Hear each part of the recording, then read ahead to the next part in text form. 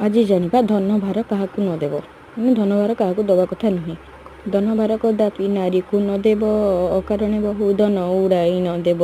ନିଷ୍ଠୁର କହିଲେ ଗୃହେ ଗୋଳ ସୃଷ୍ଟି ହେବ। ଧନ ଯିବା ସଙ୍ଗେ ଗୃହ ସୁଖ ମଧ୍ୟ ଯିବ। ଚାକର ହାତରେ ତାଲା କାଠି ନ ରଖିବ। ସୁଯୋଗ ଦେଖି ନ ଧନ ଚୋରି କରି ନେବ। ପୁରୁଣା ଭୃତ୍ୟକୁ ଯେବେ ଧନ ଭାର ଦେବ।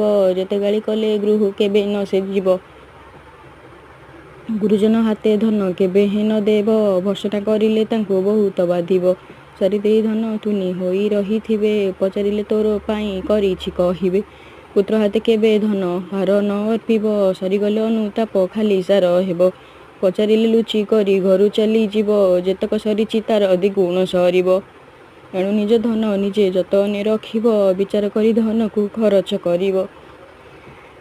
ତାର ମାନେ ନୁହେଁ ମୁଁ କାହାକୁ ଆକ୍ଷେପ କରି କହୁଛି। ଏଇଟା ଗୋଟେ ଲେଖିବାର ଥିଲା, ଲେଖିଦେଇଛି। ଆପଣମାନଙ୍କୁ ଭଲ ଲାଗିଲେ ପ୍ଲିଜ୍ ଲାଇକ୍ ସେୟାର କରିବେ।